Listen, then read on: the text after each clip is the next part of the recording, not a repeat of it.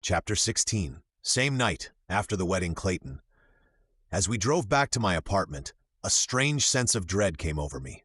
I was finally married to the girl I loved all these years. I didn't want to disappoint her in any way. I told Florence about my first and only sexual experience with Sarah, and I knew about the one time she had sex with Brandon. But still, knowing that her first time having sex wasn't any better than mine didn't lessen my nerves. Was I going to do it right? Was she going to enjoy it? Was she going to think of Brandon while I was inside her? In those books that women read, the men are always so good in bed. They had been with a lot of women before. It seemed like every guy in those novels was a regular Casanova, always knowing what to do and how to be romantic. We finally pulled up to my apartment the same night, and the doorman helped us with our bags. When he was gone and we stood alone in the apartment, we didn't say anything to each other for the first 3 minutes. Then finally I said, "How are you feeling?" She gave a tired smile. A little tired and a little nervous because I know what's up after this, and I really don't know what to expect. This is ridiculous because I know that I love you and I want to be with you, but I'm just a little nervous and afraid that I won't know how to please you because I've only had one experience and that experience wasn't a good one. I'm so glad you said that. I put my hand on her shoulder because I was feeling a little nervous too, I admitted. As you know, I've only had sex one time and it didn't go very well. I love you so much for being so honest with me. I've got an idea. Since we're both tired, it's been a long day. Why don't we just go to bed for tonight, and then we'll talk in the morning? Are you sure? She looked at me inquisitively, because it was our wedding night, and all men are usually looking forward to this part. Believe me, I am looking forward to making love to you, but I don't want there to be any pressure at all. We have our entire marriage to discover that, explore each other. We could take our time with this. It doesn't have to be 0 to 100 in one night. I squeezed her lightly on the shoulder and took her hand and led her into the bedroom. After we had both showered and got ready for bed, her in an oversized t-shirt and shorts, and me in my Nike t-shirt and boxers, we both got into bed and just held each other for a long time until we drifted into an easy sleep. I waited for the nightmares to come, but they didn't. I felt rested and rejuvenated in the morning. I woke up and looked over at the clock. I was surprised to see that it was 5 a.m. I hadn't slept for a full 6 hours in I don't know how long. I looked over at my wife, sleeping peacefully beside me, and knew there was no place I would rather be than right here, right now. But still there was the problem of what happened last night to think about and discuss with her. When I was single and I had a problem, I would always go for a run, and I knew instinctively that's what I needed to do now.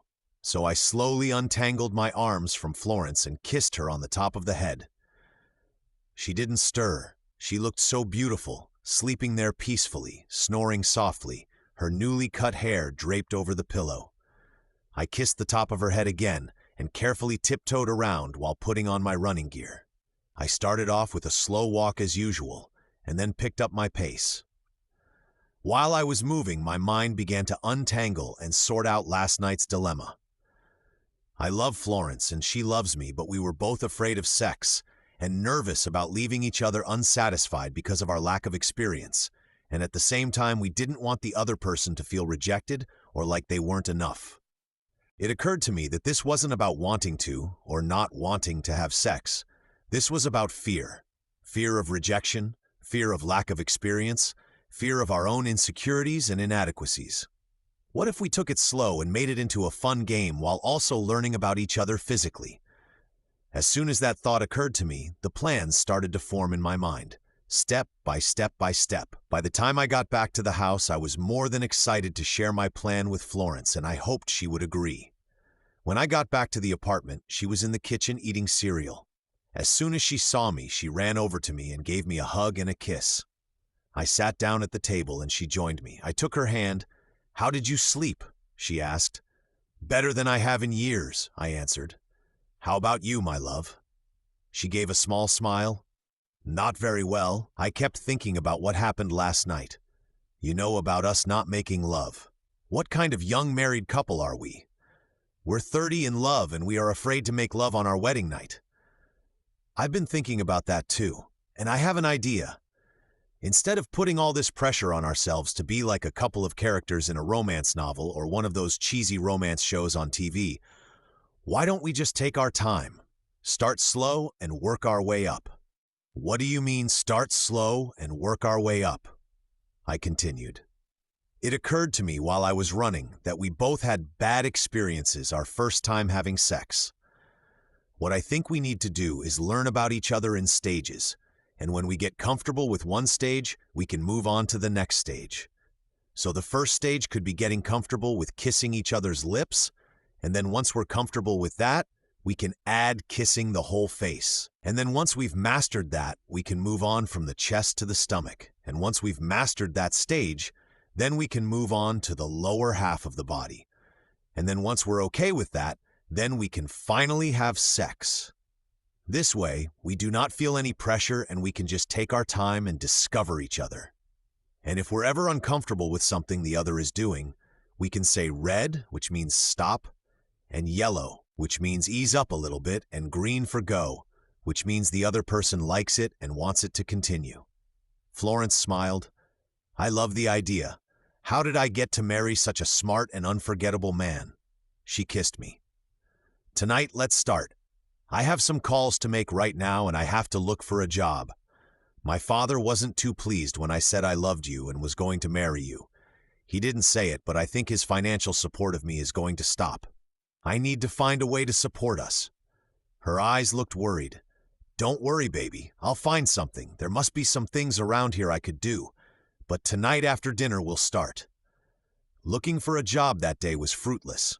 Every person I went to said they weren't hiring, or if they were not interested in hiring an Afghanistan veteran with mild PTSD. When I got home, I was bone-tired and world-weary. There had to be something I could do in this town. But what? I didn't even want to think about it for the rest of the night. All I wanted to think about was Florence and I and our plans for the evening. When I got home, Florence had already gotten dinner started. How was your day? How did the interviews go? Baby, if you don't mind, I don't want to talk about it right now. I came up behind her and put my arm around her waist. Besides, I thought we had other plans tonight. She turned around and put her arms around my neck, and I pulled her closer. And then I gently touched my lips to hers, lightly and tentatively, just so she knew there was no rush and that we had all night to be together. When I lifted my head, her eyes were misty. Why are you crying? I asked. I barely put my lips on yours. It's just that no one has ever been gentle with me before, treated me like I was priceless, and that I needed to be handled with care. Don't get me wrong, I enjoy being an independent woman and doing things for myself, but when you kissed me just now so light and tenderly, I just felt like I was precious and valuable to you. And just the thought of someone like you thinking that about someone like me, it just made me want to weep. Her words melted my heart and opened me up in a new way. This time she put her lips to mine and the kiss was deeper and more passionate. I let her set the pace, her tongue teasing and tangling with mine. Everything in me wanted to take her against the kitchen counter that very moment, but I restrained myself. She had to know that I was prepared to go at her pace. I wanted to make her feel loved and cherished, so I ignored the hardness in my jeans and just let her continue kissing me. When she lifted her head, I placed a kiss on her chin, her nose, across her forehead and down the other side of her face until I got back to her lips again. This time I plunged in her mouth, and she responded with equal passion. With all of the women that I kissed, I had no idea that kissing itself could be this magical and all-consuming. I always thought that kissing felt awesome, but it was only a means to an end. If I had known that kissing the lips and the face in itself could be this erotic and this satisfying, I would have done it more with the women that I dated. We didn't go further than kissing the first night, but we kissed for almost 3 hours. Our lips were bruised by the time we stopped. The next morning, I got up and checked my email. I had sent out several resumes. I received no responses. Today, after I booted up my computer, I said a silent prayer that there would at least be one good response. When I opened my email, there were a few responses, but they either said they were not hiring or that I was underqualified. One even said that since I was a veteran, maybe the thing to do would be to re-enlist. That email made me angry but gave me an idea. I called my local Veterans Association and explained my situation. The woman on the phone took my information and placed me on a waiting list and said that due to the amount of war veterans looking for work, it would be unlikely that they could find me anything anytime soon. Discouraged and disheartened, I closed the laptop and the cell phone and went back to bed where Florence was still sleeping peacefully. How was I going to provide for my wife? And if we ever decided to have children, what then? The night of our wedding, while Florence had been sleeping, I received a call from my father. I told him I was married to Florence, and he said he would no longer be supporting me as long as I stayed married. So now I had to find a job and an apartment fast. I had a wife to think about, and I had no way to support her or myself. I'd been through a lot in my life in the war, but I can honestly say that the feeling of despair and total helplessness that I was feeling at that moment was the worst I ever felt. Then the thought occurred to me, maybe it would be better if I committed suicide that way. Florence could use my insurance money to pay for the apartment, and then she could get herself a new life and find a man that wasn't so screwed up and could actually provide for her. Right when this thought occurred to me, my wife began to stir. Slowly, she opened her beautiful eyes and looked right at me.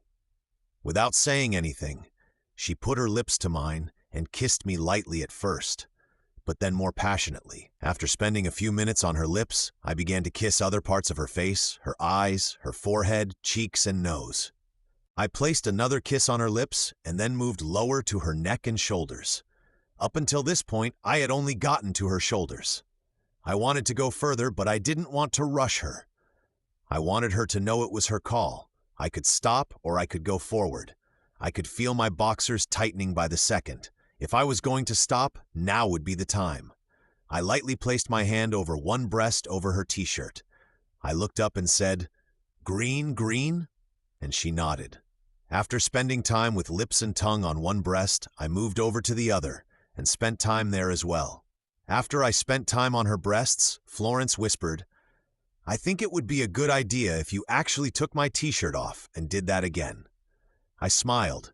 She raised her arms, and I helped her put her t-shirt over her head.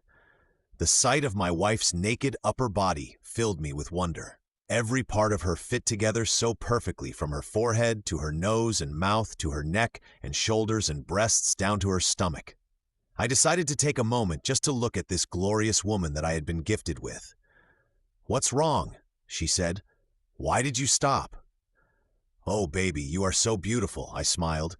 "I just wanted to take a moment to look at you." That morning, it was almost 2 hours before we got out of bed. The next evening, I covered Florence's body with long, lingering kisses. When I got down to her stomach, I was a little unsure whether to go further or whether to stop. Somehow I knew if I went further tonight, it would be almost impossible to stop. I meant when I said to her, I didn't want there to be any pressure from me. I had to make sure that she was comfortable with everything that was taking place. Although I was a man and I desperately wanted to be inside her, I had to make sure this was a step she was ready for.